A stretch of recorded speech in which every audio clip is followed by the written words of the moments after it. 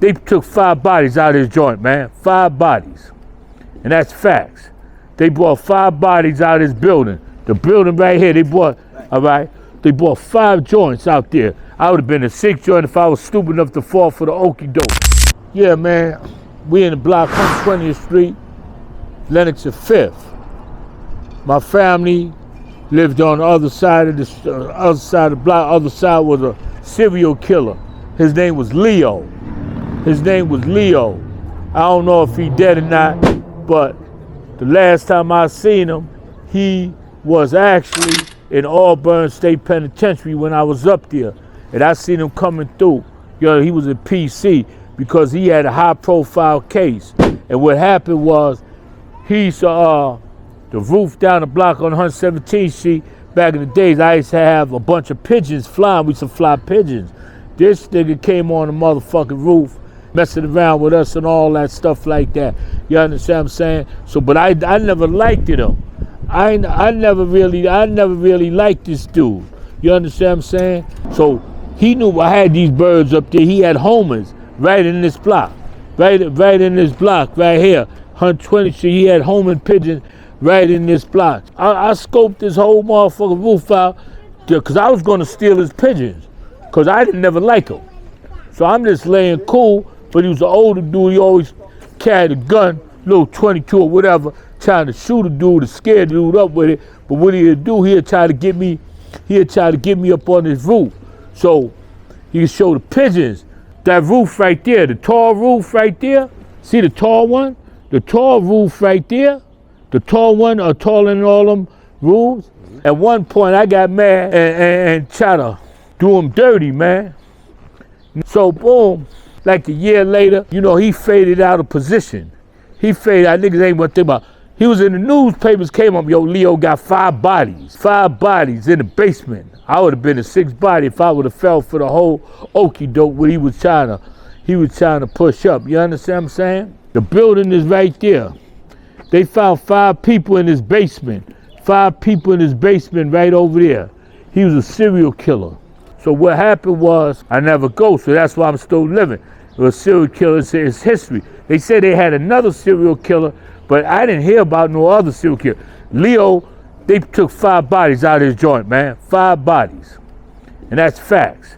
They brought 5 bodies out of his building. The building right here, they brought, all right?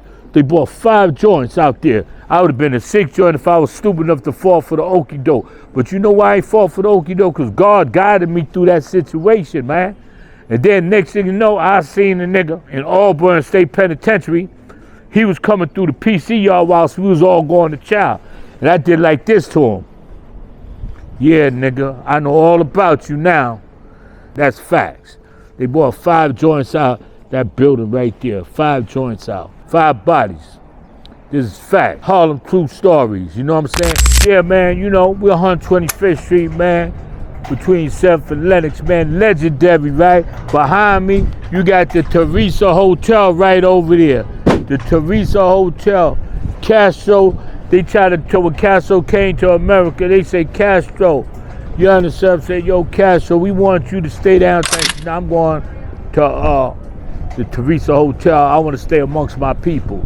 You understand what I'm saying? But a lot of people didn't know the Theresa Hotel was a black entity where black people went to the after hour spots up in there and everything. It used to be an all black situation. You understand what I'm saying? It used to be an all black situation. People was doing their thing up there. A lot of people don't know that place was ran by black people, and black people was the only allowed up in that place because I think they had black owners and all that at that time that owned that. You understand what I'm saying? Just like 132nd Street Wells. Black people owned Wells. That was Chicken and Waffles.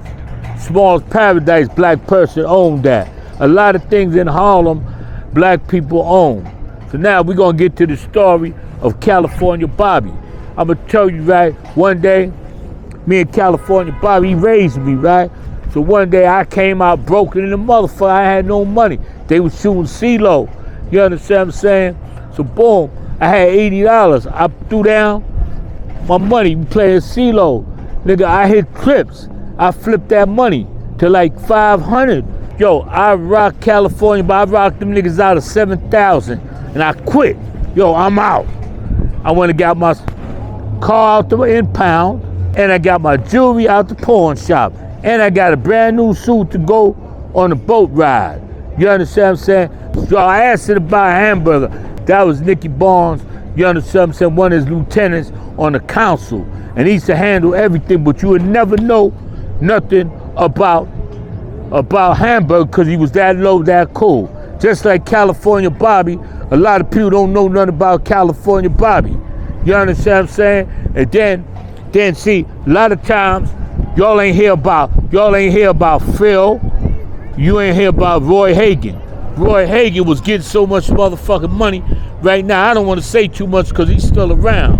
But you know what I'm saying? I don't want to say too much. Roy Hagan was getting money. So it was Cody, it was Phil, Roy Hagan. I was working with them. I was going to pick up the package. You understand? At the Alabama. So them niggas was like, yo, you got to pick a side, nigga.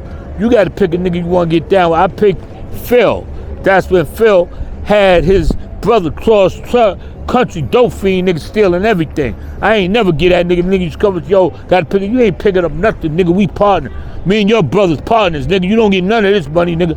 Fuck, so you can run off. And Phil brother cross country was the one that showed me how to put the brown together. If you understand what I'm saying, the Mexican mud together, told me how to go up there and fix the Mexican mud up.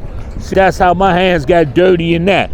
That's how I learned. Cause what I did when I hung around them dudes, all I did is just observe, keep my mouth shut, and keep my ears open. That's why they always say keep your ears to the streets, keep your ears to everything. And the more you listen, the more you learn. You see what I'm saying? Phil was a powerhouse. Phil was a nigga. They shot that nigga up and came in the hospital and laid him down again. Bang, bang, bang. Cause he was beating niggas out their money because he was a mathematical genius. And he could tell you shit. It take you like 2 or 3 years to figure it out. The nigga robbed me out of a lot of money. I gathered together out the whole stash, 300,000-400,000, and I kept that. He tried to send them niggas at me, man. I was like, yo, nigga, listen, let me tell you something. I'm gonna explain one time only. Nigga, me and that nigga partners, stay the fuck out of this business. This ain't got nothing to do with you. This don't have nothing to do with you. Play your position. See what I'm saying? Play your position. He said motherfucker country nigga, old country ass nigga got a big ass a bag like he got a saddle bag. Then they had a nigga called Whip in 16th Street. Whip was riding around, walking around with a fucking bullwhip. Yo, these niggas are hilarious. All these niggas from Greenville, South Carolina. These niggas was hilarious, man. Yeah, man, this is the Apollo Theater. I remember in the 70s, I was here like 76 or 77, right? Somebody got shot up in Apollo. I don't know who got shot up. Somebody got shot up in Apollo, right? Smokey Robinson was on stage. Smokey Robinson ran his ass off stage. Said, I'm gone. Jetted in the back. You understand what I'm saying? When that incident happened, I was like, yo, I ain't never coming back to the Apollo on a night show, because everybody used to go to the last show where everybody meet up and everything. Nigga, I switched my whole situation up. And everything. I stopped going there because of that incident happened. Now, we're gonna talk over here, right? Over here was Bloomstein's. Anybody from Harlem need to know.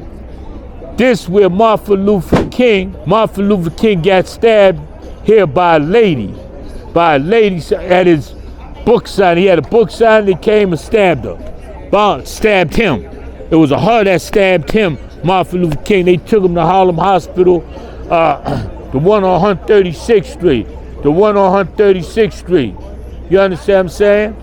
So, for people from Harlem, people don't really know, he got stabbed right in front of Bloomstein's. Lady came up and poked him. You understand what I'm saying? Then another thing, Bloomstein wasn't hiring a lot of black people back in them days. You understand what I'm saying? But we pushed up on them, and they started bringing us in. You understand what I'm saying? But this whole thing was different, man. Black people owned a lot of things. Black people controlled a lot of things. If we didn't control it, we're going to make it possible for us to control it. Possible for us to control what's going on. We're going to make it possible because we had a tight-knitted community in Harlem. It ain't like it is now. Harlem is messed up right now. You understand what I'm saying? All the boss players is gone. You see niggas come through in they Cadillacs, they Mark IV, Rolls Royces with different playing chicks, man. Pretty chicks and all that. They ain't here no more. They not here no more. You understand what I'm saying? That's facts. And you know, we always got to remember, man, the history of Harlem. The Victoria never been the Victoria. This used to be the Lower East Theater. This used to be the Lower East Theater. You understand what I'm saying? The movie. Then we had next to the shit, we had the arcade. We had the arcade. See what I'm saying? It was an arcade and a movie. I think the arcade was down here somewhere, but it was in this area. It was in this area. I remember because we used to make zip guns, and that's where I stole my bullets out of the arcade. You understand what I'm saying? But this never used to be no Victoria. This used to be the motherfucking Loeys. We used to come here every Sunday to watch a movie.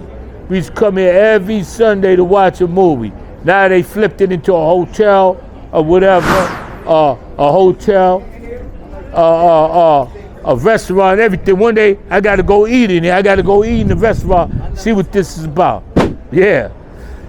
But that was the Loeys, and we had the shooting gallery with the arcade. Yeah.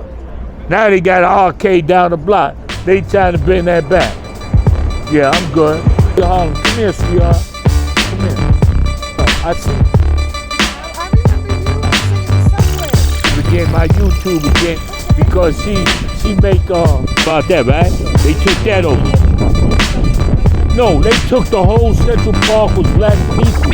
The whole Central Park belonged to us. Then